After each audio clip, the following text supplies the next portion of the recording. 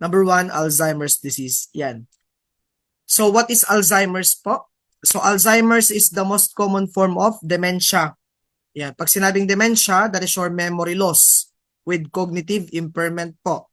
So again, lumalabas sa board exam kaya naka-triple star po ito. Alzheimer's is the most common cause of dementia.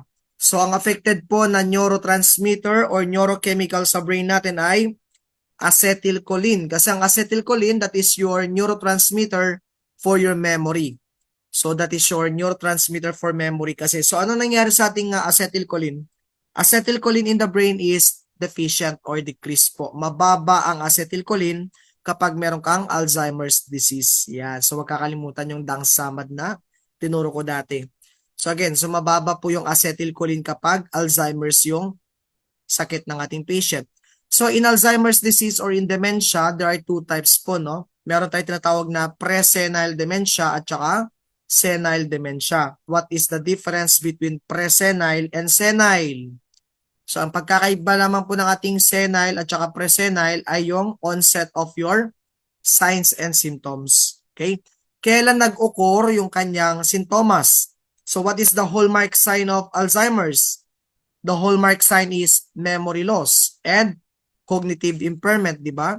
So nagkakaroon sila ng memory loss at saka cognitive decline. So kailan nangyayari yan? Kapag sinabing pre-senile.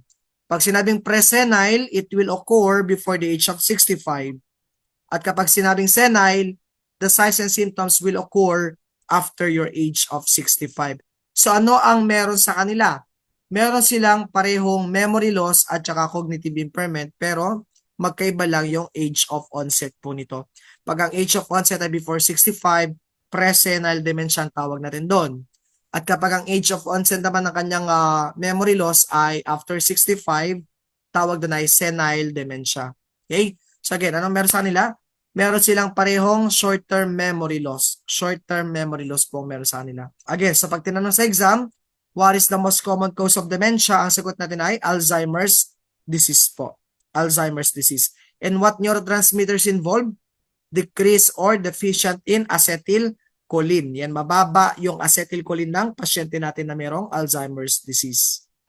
Okay, next.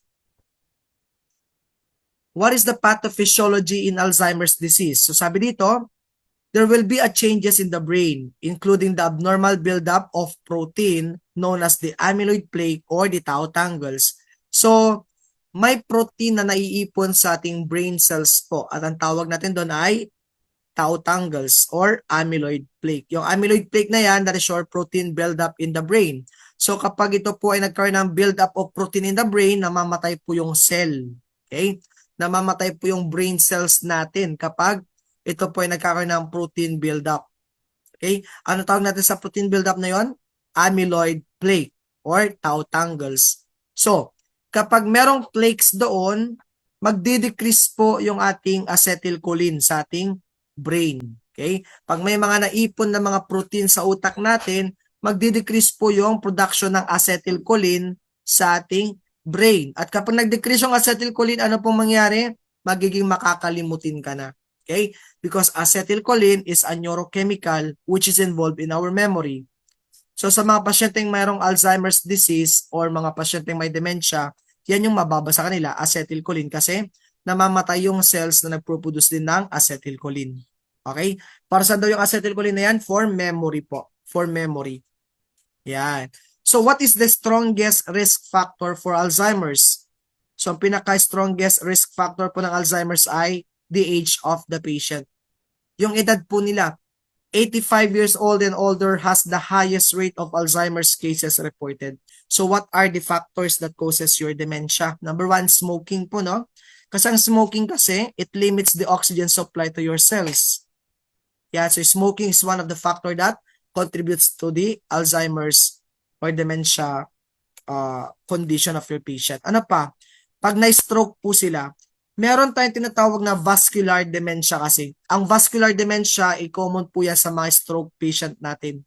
So, nagkakaroon sila ng memory loss or problem in memory and learning ability. Number 2 or second common cause of Alzheimer's po yun or dementia. Yung ating number 1 common cause na dementia is Alzheimer's. Number 2 is the vascular dementia. Pag sinabing vascular po, that is your stroke or cerebrovascular accident. Ano pa? Side effects ng mga gamot. At saka poor nutrition and dehydration. So this will all contribute to the occurrence of your Alzheimer's disease. Smoking, stroke, side effects of medicines, poor nutrition, and dehydration.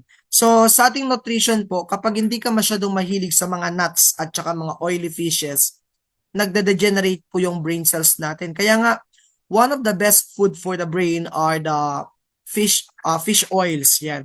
Mga fatty fish natin. Yung mayaman sa omega fish oils, ano pa, walnut at saka avocado. Again, because those foods improves your memory. Walnut, avocado, egg, at saka yung ating fatty fishes natin, yung mamataas sa fish oil. Yan. Best food for the brain. For the protein, we have your egg. For your fruits naman, avocado and berries. Then, for nuts naman, walnut. Okay? So, pag tinanong nga, what is the best protein for the brain? Egg po ang sagot natin. Best fruit, either berries or avocado. Best nut, we have your walnut. Yun yung dapat kinakain natin para ma-improve yung ating memory. Yan, walnut, avocado, berries, at saka fish or eggs. So, yung makainin natin. Pero sa isda po, dapat yung mga fatty fish natin. Okay, so what is the dominant symptom of your Alzheimer's? Forgetfulness. So pag sinabi po sa board exam, what is the hallmark sign of Alzheimer's? Ang sagot natin is, makakalimutin po ang pasyente natin. Okay, anong klaseng memory loss ang meron sila? Short-term memory loss. That is the first memory to disappear, yung short-term po. Yung recent lang na nangyari. Kunwari, nakalimutan agad ni nanay kung saan niya naipatong yung cellphone niya. Nakalimutan ni nanay saan niya nilagay yung kanyang eyeglasses. So that is a sign of your Alzheimer's po in early stages, no? In stage 1 Alzheimer's, the patient is having forgetfulness or short-term memory loss. So paano natin ma-stabilize yung kanilang pag-iisip? To stabilize mentally your patient under the stage 1 of Alzheimer's, establish a regular routine. Dapat consistent po yung routine natin. Dapat consistent po yung environment natin. Walang nababago dapat. Okay? So, ganyan po yung mga may Alzheimer's. Dapat hindi laging binabago yung setup ng bahay, hindi nililipat-lipat yung mga aparador, hindi dapat nililipat-lipat yung mga gamit sa bahay. Kasi nga, kapag Alzheimer's po, una pong nawawala sa kanila yung kanilang short-term memory. Kunwari, nilapag nila sa ref, nakalimutan na nila na nasa ref lang pala yung hinahanap po nila. Okay? So, the short dominant symptom of Alzheimer's, short-term memory loss. Lumalabas sa board exam. Okay, again, so what is the first sign or symptom of your Alzheimer's daw? We have your short-term memory loss. Ano pa? Common din po sa Alzheimer's yung confusion or disorientation. Pag sinabing confusion, dito po nangyayari yung tinatawag natin na sundowning or sundown syndrome. Kung narinig nyo na po yun, no? Yung sundowning na yan or sundown syndrome na yan, that is your confusion or disorientation that will usually occur in the late afternoon or as the sun sets po. As the sun sets or late afternoon or evening po, nagkakaroon siya ng confusion or disorientation. So, ang tawag natin doon is sundowning or sundown syndrome. Yan. Ano pa? May personality changes po yung ating mga pasyenteng mayroong Alzheimer's. Nagiging masungit sila, nagiging tahimik sila, so nagiging makwento yung dating tahimik. So those are your personality changes in Alzheimer's. Ano pa? Poor judgment and difficulty speaking or nagkakaroon sila ng aphasia minsan. Minsan kapag kausap mo sila, di na sila sumasagot. Why? Kasi nakalimutan nila yung isasagot nila or sasabihin po nila. Okay? And ang pinaka-danger po kapag may Alzheimer's yung patient natin is you're wandering po. Yeah. So what is wandering? They usually wanders at night. So making them high risk for injury and accidents, no? So lalo na kapag sila po nag-wander sa streets or sa ating community, yan. So marami mga napapabalita mga matatanda nawawala. Bakit kaya? Kasi baka meron silang dementia. Okay? Ang tawag natin doon sa mga pagkawala ng mga matatandang yun is wandering po kasing tawag doon. Yung biglang nawawala sila, Kasi lumabas sa bahay, di na bumalik, yan. So, ang tawag doon ay wandering. At kapag may wandering na sa dementia or sa ating Alzheimer's, that is already stage 2 of your Alzheimer's. Stage 2 na po yun kapag sila po ay tumatakas at nagwa-wander po sila sa community. Yan. Wandering means yung tumatakas, naglalakad-lakad, naglilibot-libot mag-isa, ang tawag is wandering behavior. Yan. So, high risk po sila sa injury or accidents. So, next, late stage. Yan. Late stage po is inability to swallow or to walk. So, kapag nasa late stage na siya, stage 4 of Alzheimer's, nakaiga na lamang po siya. Bedridden na yung patient natin. So, may mga problems na siya sa mobility, nutrition, etc. So, andyan yung may mga complication na pneumonia, bed sore, yan. So, may mga loss of muscle mass na po siya. So, yun na yung ating nasa late stage na at doon, mamamatay na yung patient natin kasi pati paghinga nakalimutan na po nila or pati paggising nakalimutan na nila. So, that is your signs and symptoms of Alzheimer's disease. Okay? Again, ano daw ang pinaka-earliest sign? The first and earliest signs and symptoms of your Alzheimer's is your short-term memory loss. Second stage, confusion and personality changes. Then, wandering. Then, late stage po is the triple A. Aphasia, agnosia, and apraxia. Apraxia, di na gumagalaw. Agnosia, di na nakakapag-identify ng objects at saka tao. And aphasia, di na siya nagsasalita. So, yun yung problem natin kapag ito po ay Alzheimer's disease. Again, the first signs and symptoms of Alzheimer's is the loss of memory. Short-term memory loss po. Sabi nga natin, short-term memory loss. Then, restlessness or confusion or increase in irritability. So dito makikita mo yung sundowning na sinabi ko kanina. What is sundowning? As the sun sets in the late afternoon, the patient is more anxious and agitated po siya. Nagiging anxious and agitated yung kanyang behavior dito. Nagwawala, yan. So that is your sundowning po, ano? So mamaya sasabihin natin ano ma-management ng sundowning natin. Then, ang pinaka most dangerous dito, if they wander, yan, at night. Anong wandering nga? Gumagala daw, yan. Lumalabas ang bahay, gumagala, then biglang nabalitaan mo na bundol na ng sasakyan, yan. O di kaya ay nawawala. So, yun yung mga sign na may wandering yung matandang pasyente. Possible na magkaroon ng dementia yung mga bata. Yes. Kapag sila po na stroke. Yan, vascular dementia. Okay? O, pag meron silang mga emboli sa utak at nag-cause yun ng dementia, so pwede mangyari yun sa atin kahit na wala pa tayo sa age of 65. Kunwari, ikaw po ay nagkaroon ng embolic stroke or nagkaroon ka ng ischemic stroke kung tawagin natin. So pwedeng maapektuhan po yung memory mo, yan, learning capacity mo. So ang tawag doon ay vascular dementia naman. Pero kapag sa matatanda, ang tawag natin doon ay Alzheimer's disease. That's your age-related na na memory loss. Because of your what? Because of your protein buildup. Yung titawag natin kanina na amyloid plaques at saka tau tangles sa utak nila. So ano ang nangyayari sa utak natin pasyente? Namamatay po ba o nagsishrink? What happens to the brain cell of your patient with Alzheimer's? Shrinks or die? O kung nakikinig ka, ano nangyayari sa cells ng ating brain? Brain cell die or brain cell shrink? Lumabas yun sa NLE. Very good po. As your Alzheimer's disease progresses, your brain cells die kasi. Brain cells die, namamatay. At pag namatay yon, wala na magproduce din ng acetylcholine na neurochemical sa brain. At pag walang acetylcholine, ano nangyari? Nagkakaroon ng memory deficit or memory loss ang pasyente. Okay? So what is the leading cause of dementia among elderly daw? We have your Alzheimer's disease. Alzheimer's. Okay, next, lumalabas sa board exam, diagnostic test of Alzheimer's. Always remember that there is no single definitive test to diagnose your Alzheimer's. Wala pong confirmatory test ang Alzheimer's. Kailangan i-perform natin itong 4 procedures natin. Number 1, mental status test. Yung sinabi natin kanina, check the level of consciousness. Yan. Check your perception, coordination. Yung check natin kay Alzheimer's. Pag sinabing neurological test, we have your pencil and paper test po. Neurological test, pencil and paper test. Ano pa? Blood test. And yun nga, neurological and mental status test. Again, lumabas sa board exam kung ano daw po yung definitive test ng Alzheimer's. Ang sagot natin, no definitive test.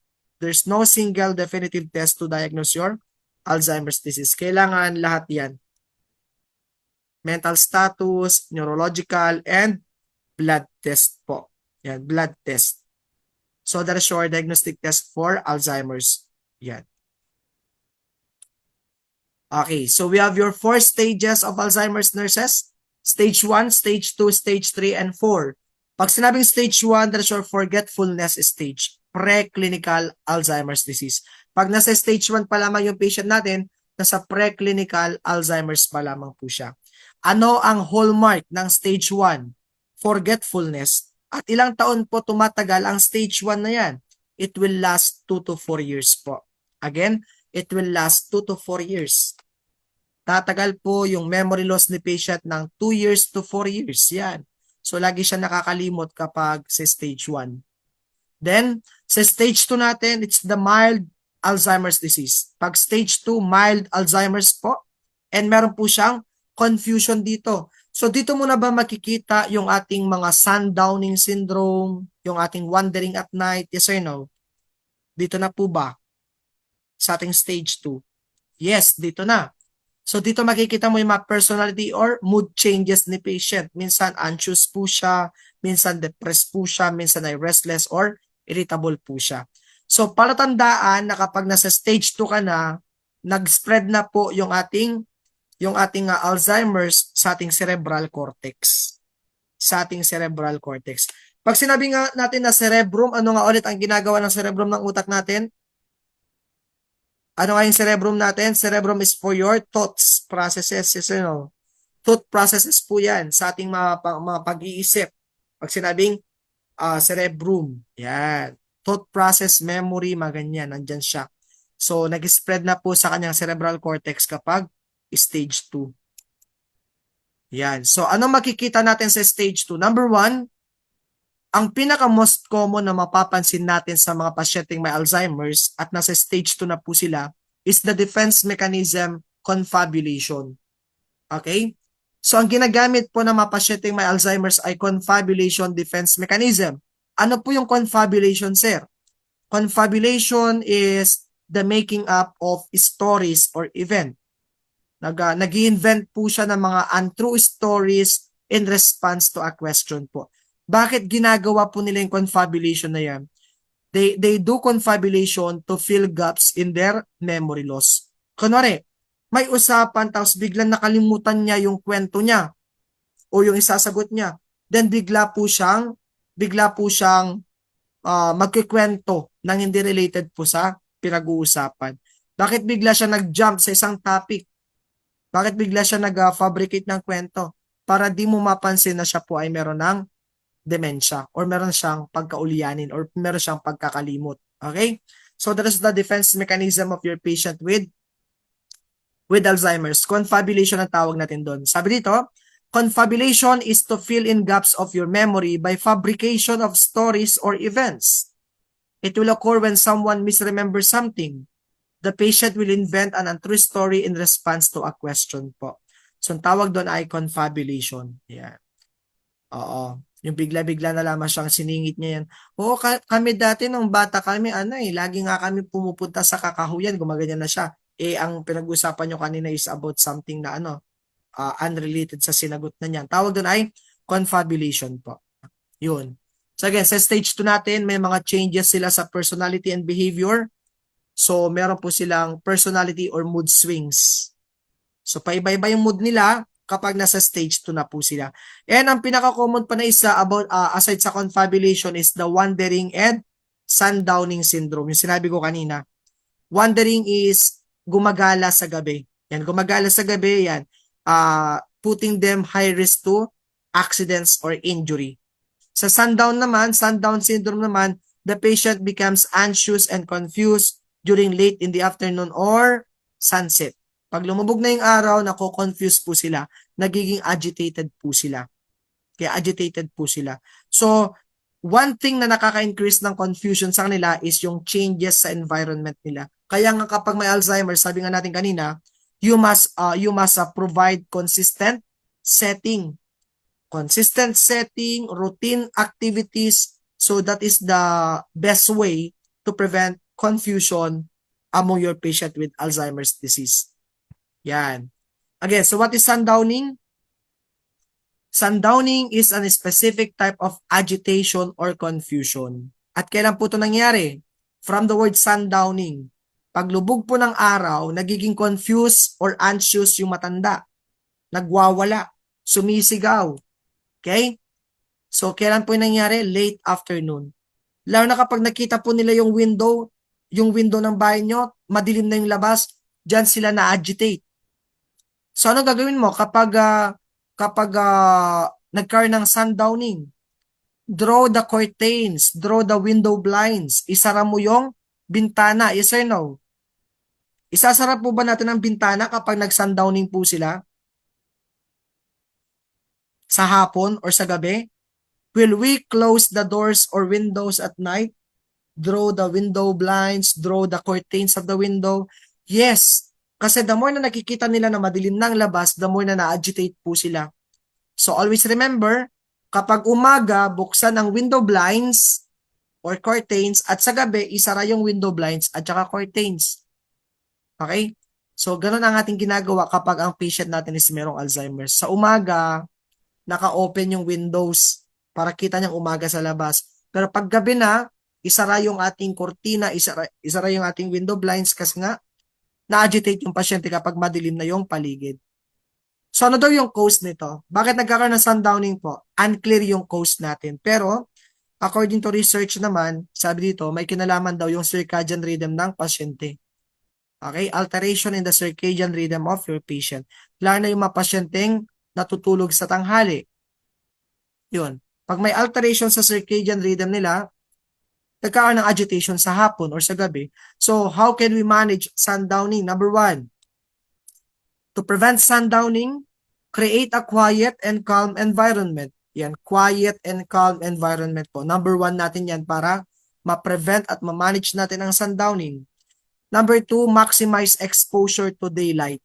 Ano ibig sabihin ng maximize? Kailangan ba active yung patient daytime? Yes or no? Dapat ba active po siya sa daytime? Yes. Yung mga daily chores ng ating pasyente dapat gagawin niya sa umaga. Yung pagwawalis ng bakuran na ginagawa niya dati nung wala pa siyang demensya, paggawa mo pa rin siya ngayon. Yung pag-gardening niya, pag-gardeningin mo pa rin siya ng umaga. Okay, para ganun, active siya sa umaga at sa gabi, matutulog na lang siya. Kasi kapag ang ginagawa niya is natutulog sa umaga, sa gabi, di yan makakatulog. Yan, ano pa? Evaluate medications. Yan, tingnan mo yung medications natin. And limit naps and caffeine. So, hindi po appropriate na matulog ka sa tanghali, no, kapag meron kang demensya. Why? Kasi pag natutulog ang matanda sa tanghali, yan, suspect mo na pagdating ng hapon, agitated yan. Baka mag-wandering nga yan eh. Kasi hindi sila makatulog. Pamamay, lumabas ng bahay, mag-wander sa street. Yan, delikado. So, limit naps and limit caffeine during daytime po. Huwag na magkape kapag may demensya. Ano pa? Consult your healthcare provider on drug therapy kasi kung ang problem natin is sleep disturbances, may gamot naman yan dyan sa ating sleep disturbances sa ating dementia or sa Alzheimer's. Meron tayong binibigay dyan na sleep agent drugs or mga sedative drugs sa ating pasyente merong Alzheimer's. So, yun po. Sundowning. Okay, so for a complete 10 interventions for sundowning, again, pag merong triple star, ibig sabihin niya lumalabas sa board exam. Number 1, maintain consistent schedule and sequence of daily activities. Napaka-importante po ng consistent setting natin. Yan, dapat consistent yung setting, consistent yung schedule, dapat ay routine na siya at may sequence na yung kanyang activities during daytime. So, dapat routine na yung ginagawa niya. So, wag mong babaguhin yung routine niya. Never change the routine of your patient because it may lead to agitation or confusion po. Dapat consistent yung daily schedule po niya.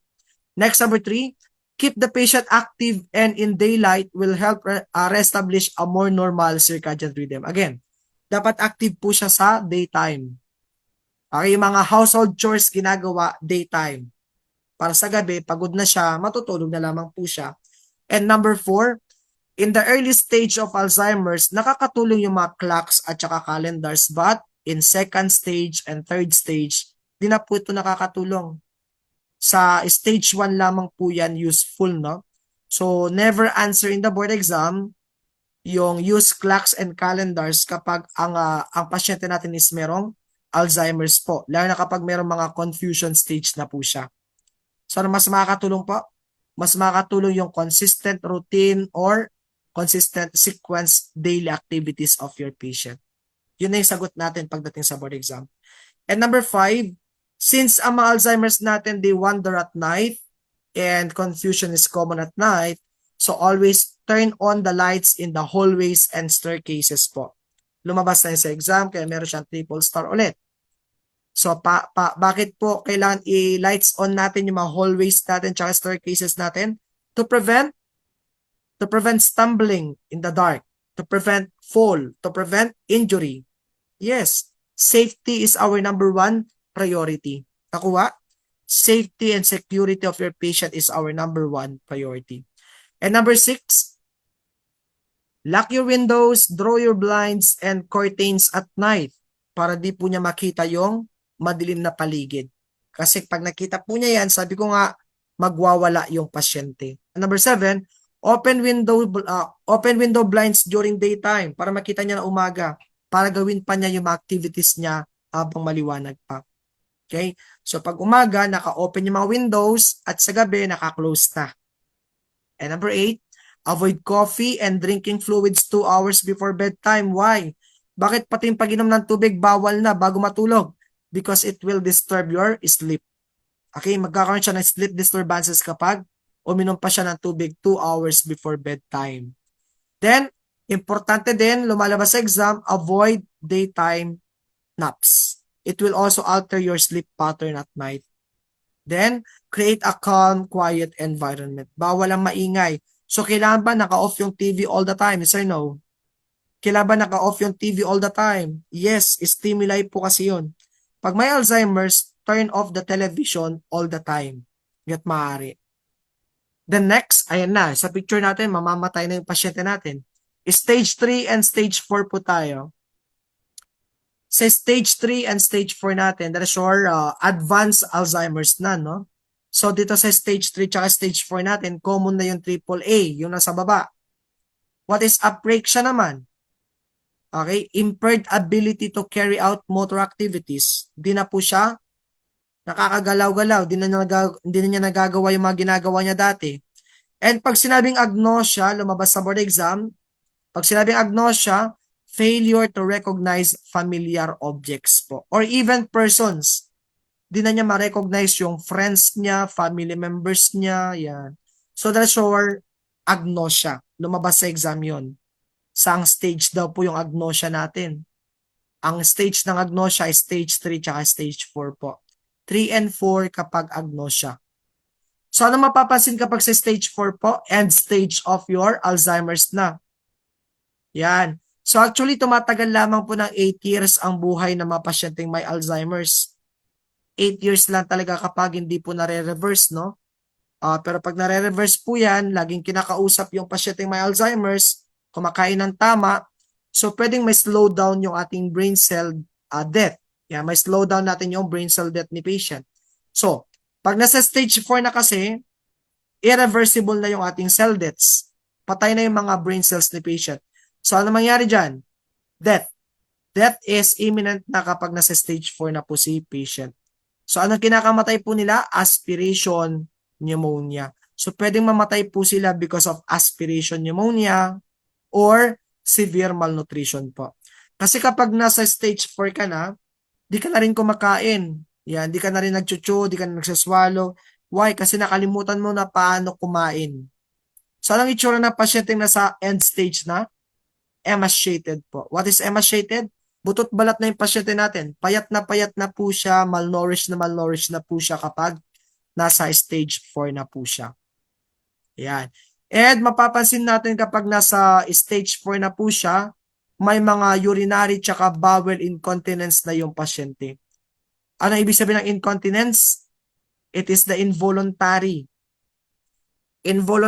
defecation or involuntary voiding na. Bigla-bigla na po siya napapaihi sa salawal, napapapupo, yan. And masaklap kapag nilalaro niya yung pupo niya. Bumabalik po siya sa pagkabata. And kapag stage 4 po, blank yung kanilang facial expression. Ano daw? Blank yung facial expression nila. Wala kang makikitang facial expression. Tapos payat. Okay, payat yung ating patient. So that is common in your stage 4 or end stage Alzheimer's. Nakuha po ba tayo? Again, isa pa. Saan daw yung stage of forgetfulness, nurses? What stage is forgetfulness stage?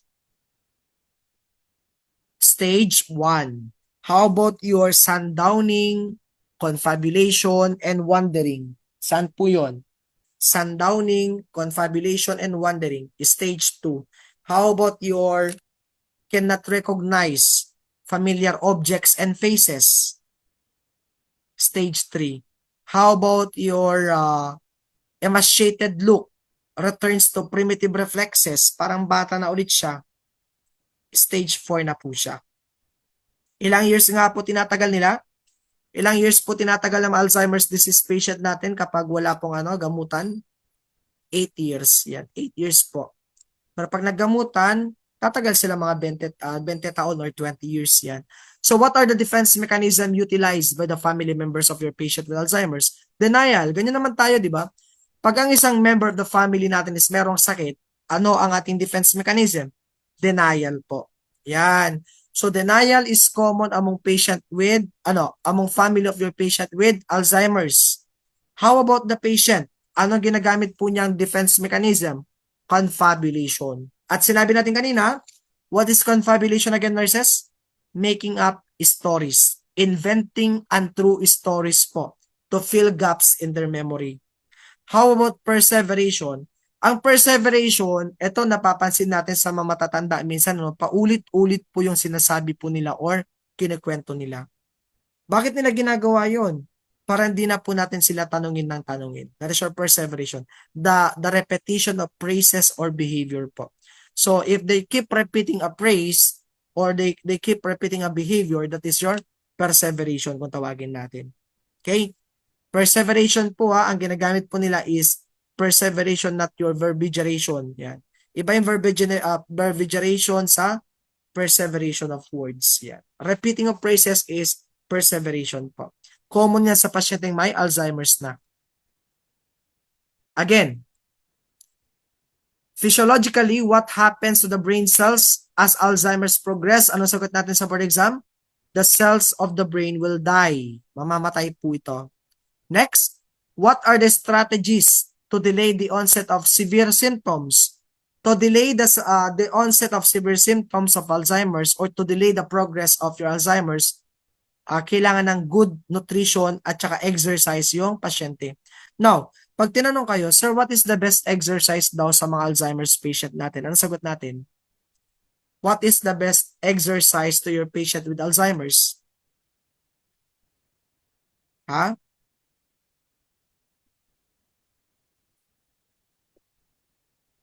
Yes, walking po. Alzheimer's and Parkinson's disease, the best exercise is walking exercise. Tama. How about in nutrition naman? Anong diet daw dapat nila? The diet should be recommended is Mediterranean diet. Anong Mediterranean diet natin? Pag sinabing Mediterranean diet, yan din yung diet natin sa may mga cancer tsaka sakit sa puso. So ano po ang nasa Mediterranean diets? Fruits, vegetable, nuts, legumes, cereals, and grains. Iniiwasan po nila ang red meat. Again, pag naka-Mediterranean diet ka, iwasan mo ang red meat. Iwasan ang red meat. Kumakain po ba sila ng egg? Yes or no? Nakain po ba kayo ng egg kapag Mediterranean diet? Yes. Ano lang iwasan mo? Mga red meats po. Mga karne ng baka, tupa, yan. Iwasan mo yun. Okay, so kailangan ano lang tayo, mga fish meat, fish flesh lang tayo. Okay, mga isda. Protein din kasi yon. Ano pa? Fruits, vegetables. Shrimp. Pwede bang shrimp natin? Yes, okay lang din yung shrimp. Yan. So, anong nuts nga pinaka-the best po para sa utak ng tao? What is the best nut? Best nut is walnut. How about yung mga fruits natin? Anong best fruit para sa brain? Berries. And, yung nasa picture natin, avocado. Yan. Berries and avocado po. So, yun yung mga kainin nyo ha, para kayo po ay magkaroon ng memory boosting. Next, hobbies po. Yung hobbies natin dapat isinasama po natin sila sa mga family all-togethers natin activity. Ano na, magbe-beach, maganyan, kailangan sama sila. We must create memory to them. Yan. Average onset, average year of death, 8 years po. 8 years na lamang yung kanilang tanning kapag hindi po natin na-delay yung cell death ng kanilang utak. Okay, pero kapag na-delay natin yan by exercise, good nutrition, and involvement of the patient, so it can live as long as 20 years. Parang hindi ka nagkaroon ng Alzheimer's din. Okay, so that is yung Alzheimer's disease. Okay, next, pharmacotherapy for Alzheimer's. Number 1, donepezil. Ano ang pangalan ng donepezil? Is it the Aricept? Yes or no? Yes. Pag sinabi po nating donepezil, that is your Aricept. Tandaan niyo na, ang pangalan po niya is Aricept. Pag tinanong sa exam, when is the best time for the patient to take your Aricept or donepezil? Kailan daw po niya dapat tinitake ito? Sa umaga po ba or sa gabi? Sa umaga or sa gabi? Sa gabi. Okay? Often at night dapat.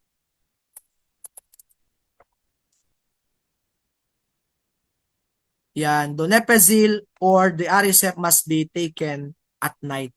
That is the Aricept. So A for A. A for A for the acetylcholine po ito. Ano ginagawa niya? It prevents the breakdown of acetylcholine. Prevents acetylcholine breakdown. Patanong kayo sa mechanism of action po niya, no?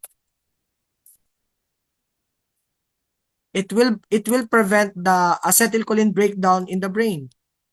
So yan yung ating donepezil. Common side effects, we have your nausea. Yan. Common side effects. Side effect po natin, nausea, vomiting, ano pa? Diarrhea. Diarrhea. Sino ang mas better po? Si donepezil ba or si memantine or namenda? Kasi itong memantine natin, ito naman yung namenda na tinatawag natin sa Alzheimer's. Namenda. So what is better na gamot? Is it the donepezil or memantine namenda? It is the donepezil po. Huwag kakalimutan. Okay. So pag sinabi po nating memantine namenda, ano naman yung iwa-watch out natin na side effect po nito? Ang side effect po nito is dizziness. Ano pa? Headache. Masakit ang ulo. And confusion. So that is your side effect of your memantine. Anong ginagawa ng memantine? Memantine or namenda will block glutamate naman. Again, what drug will block glutamate? It's the memantine. What is glutamate, by the way? Is it the inhibitory or the excitatory neurochemical? Ha? What is glutamate, nurses? Is it the excitatory neurochemical or the inhibitory? Anyone? What is glutamate? Glutamate is the primary excitatory, di ba? Oo. Bakit po binibigyan ng memantine? Okay, to block your excess glutamate. Kasi pag mataas ang glutamate mo, mag-overstimulate po yung ating brain damage. Magkakaroon ng overstimulation sa brain damage. So, dapat may slow down din natin yung brain damage niya. So, that's your memantine or namenda. So, dalawa po yung ating sikat na gamot sa Alzheimer's sa mga exams. It's either donepezil or memantine or namenda. Now, ano naman itong zolpidem natin? Ano naman po itong zolpidem natin? Ang zolpidem naman natin, that is your drug for sleep disturbances. Pampantok po ito. Kapag ang patient ay mayroong insomnia, binibigyan natin sila ng zolpidem or Ambien. Keyword Ambien. zolpidem or Ambien for sleep disturbances in your Alzheimer's disease. Okay po? Okay. Pag tinanong tayo, which one will improve and stabilize the memory and cognitive function of your patient? Again, which one of the following drug will improve or stabilize the memory or cognitive function of your patient? Donepezil, memantine, zolpidem, or rivastigmine? Ang sagot natin, donepezil. Sulat nyo din dyan, it will also improve or stabilize the memory and cognitive function of your Alzheimer's. Improve. Yan. It improves and stabilize memory and cognitive function. Yan. That's your donepezil po. So, which one is the primary drug of choice? Donepezil or memantine? Kung ano naglaban sa choices yan. Ang sagot natin dapat ay donepezil or Aricept. Yan, donepezil or Aricept po. So again, in a board exam, never argue with a confused patient po. So nagagawin mo? Use a calm approach and reassure and redirect your patient. Kapag meron pong confusion na nagaganap, reassure and redirect the patient. Distract, reassure, and redirect. Ganun ang gagawin natin. Yan. Again, anong tawag sa gamot pampantok? Anong pampantok po sa ating Alzheimer's? Zolpidem, letter Z. Z. Di ba? Pag natutulog ka na, Z. Zolpidem ang keyword natin. Ambien. Okay. So let's talk about now your priority nursing care in your Alzheimer's patient po. Number 1, safety first tayo. So safety first, we must raise the side rails of the bed. Dapat naka-raise po yung side rails, pero para hindi ka masampahan ng kaso ng pasyente at saka ng ating family members, you must only raise 2 to 3 side rails. Never raise all side rails of the bed. Bawal yon. Kapag nakita niyo sa board exam, raise the side rails all the time, raise all the side rails of the bed, wrong na po yon. Nakuha? Eliminate nyo na agad yung option na yon unless kung negative yung tanong. Unless except yung tanong. So mukhang safe siya pero may liability ka. Anong liability mo doon? False imprisonment. Illegal detention po yun. It is considered as an illegal detention or false imprisonment act. So bawal itaas yung dalawang upper rails niya at dalawang lower rails. So pwede mo itaas 2 upper rails and 1 lower rail. Nakuha po? 2 upper rails and 1 upper rail, okay yun.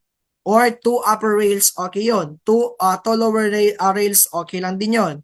Pero kapag 2 upper and 2 lower rails, tinaas mo sila 4, mali na po yun. And pag may nabasa ka, raise the side rails all the time, wrong na din yun. Why? False imprisonment. Bawal yun sa HIPAA. Okay? Restrictive environment yun sa pasyente. You will be charged of illegal detention or false imprisonment. Nakuha po ba tayo doon? And you must lower them also every 2 hours. Hindi po yung tinaas mo nga, 3 nga lang, pero all the time naman. Tinaas mo 2 lang, pero all the time naman. Very wrong yun. Dapat meron po tayong interval of after 2 hours, ibaba mo siya. Then kapag kailangan ulit, itaas ulit natin. Nakuha po ba? So that's your side rails po. Next, wandering precaution. Paano natin maiwasan yung wandering ng patient natin? Put red tape. Ginagawa yan, pati sa mga K-drama, A Moment or A Walk to Remember, napanood nyo na po ba yun? Yung old but gold na, na palabas dati na, A Walk to Remember, di ba? Sikat yun, may Alzheimer's dun yung kanyang asawa. Ano ginawa ng lalaking bida? Nilagyan niya ng red tape yung mga yung mga sahig ng bahay nila. Yung mga pintuan, yan, nilagyan na ng red tape. Bakit? Yun kasi yung signal sa pasyente na yun yung kanyang boundary. Na hindi na siya pwedeng mag-overpass pa doon sa red tape na yun. Yan, hindi na siya pwedeng lumagpas doon. So, that is your wandering precaution. And, will we lock your doors and windows? Yes or no? Dapat po ba nakalock yung mga doors at saka windows natin? Yes, especially kapag ito po ay nagwa-wander at night. Or pinaka-the best approach po dyan is put alarms in beds or indoors natin. Lagyan mo na mga alarm. Yung mga yung mga high-tech na alarm, yung nakaka-detect na sensored alarms po na mag-alarm po siya kapag na-detect po niya na umaalis yung patient sa bed or sa kwarto niya or sa kanyang bahay. And ano pa, reorient frequently your patient. Reorient po. But as what I said kanina, yung mga clocks at saka mga calendars natin, helpful yan sa stage 1. Okay? Pero pag sa nursing naman ito, you must reorient always your patient po. Always state your name and always state your patient name when rendering care po. Kunwari, hello Ma'am Jessica, I'm Sir Jonas po. Andito po ako para mag-morning care po sa inyo. Yan. So dapat binibigkas mo yung pangalan mo at binibigkas mo yung pangalan ni patient. Ano pa? Use short or simple instruction for them and make always your schedule routine. Yan, routine dapat yung schedule. Sequence dapat yung activities nila. And encourage family involvement po in the care of your patient. But watch out for burnout among your caregivers. Kasi kapag ang mga to po ay nag-aalaga ng mga may dementia or may Alzheimer's, nagkakaroon po sila ng ating burnout, especially kapag bedridden na po yung pasyente natin. Yan. Okay, next. What are some major concerns in Alzheimer's patient? Number 1, ang major concern natin, safety of your patient. Why? They are prone to fall, burn, ingestion of toxic substance, and wandering po. Kasi mamaya baka may makita po silang mothballs dyan, akala nila candy kasi nga they have a failure to recognize objects na mothballs yan. Sinubo nila, akala nila Mentos. Nalason sila. So there is a concern about safety of your patient. Ano pa? Behavioral problems po. Yung sundowning natin, confusion, yan. Ano pa? Pain management. Kasi kapag may Alzheimer's na po sila, they have the difficulty now to communicate what they are feeling na. Yun. And eating and swallowing difficulties. So undernourished na yung pasyente, emaciated na yung tsura niya. Payat na po siya. So that is your major concern also. Oral care, yan. Oral care natin, inspect the mouth and provide oral care regularly. So how to perform oral care po? Side lying po ba or flat lying? Kung na naglabas sa board exam, you will perform oral care to your patient. Okay, side po. Yan. Then infection prevention like your UTI tsaka pneumonia. Sino pong mas prone sa UTI? Babae, lalaki? Babae, lalaki? Babae. Bakit po? Number 1 reason bakit mas prone ang mga babae. Because of short urethra. Number 2, proximity of the vagina to the anus. Dalawa ang rason kung bakit mas prone ang babae sa UTI. Number 1 is short ang urethra nila and proximity of the vagina to the anus. And pneumonia. Bakit kaya prone sila sa pneumonia? Kasi nga static na sila eh. Pag sinabing static po, nakahiga na lang po sila, bedridden na sila. So prone na talaga sila sa pneumonia. Yan. Next, skincare po tayo. Incontinence, common na yan. Nakakaihi po sila sa kanilang higaan. Tapos immobile pa sila. Di na sila gumagalaw ng higaan nila dahil sa bumabangon. No? So alam naman natin kapag laging basa yung skin natin, ano nangyari? Nagkakaroon ng skin breakdown. So pag ang balat nababad sa ihi, ano nangyari? Nagkakaroon ng pressure ulcer po. Nagkakaroon ng mga bed sores ang pasyente natin. Tama? Yan. So ano nga yung ginagamit natin to score the bed sore of your patient? Anong scoring system po yon? Ha? Ano nga yun? Ano nga po yung ating scoring system sa bed sores natin or pressure ulcers? Tawag doon ay Braden scale. Braden scale ang tawag doon. Now, pag tinanong ka, how frequent should you move your patient from side to side in bed? How frequent? Gano'ng kadalas? Every what? Every 1 hour ba? Every 2 hours ba? Every 3 hours ba? Every 4 hours ba? Ano, pinaglaban-laban na 1, 2, 3, 4. Ano pinaka the best? Pinaka the best po yung every 2 hours, syempre. Every 2 hours po dapat. Yan. So, kunwari, si patient daw is meron na daw siyang sacral ulcer. what position should be done to the patient? May sacral ulcer na siya. A, left side. B, right side. C is sitting or the prone. Ay sagot nyo. Which position should not be done? Should not be done. May sacral or ulcer na si patient. Left side, right side, or prone? Sitting. Yan, sagot natin sitting position po. Why? Ano bang sacral ulcer? Asan ba yung sugat? Ang sacral ulcer nasa puwet ni patient. Alam, paupuin mo pa siya. Lumabas yun sa actual board exam. Lumabas po yun sa actual board exam. Meron siyang sacral ulcer. Anong bawal na position? Sitting, syempre. The more na mag-increase ang pressure sa puwet kapag nag-sitting position pa siya. Okay? So, yun yun. And elimination problem po, urinary and fecal incontinence or constipation.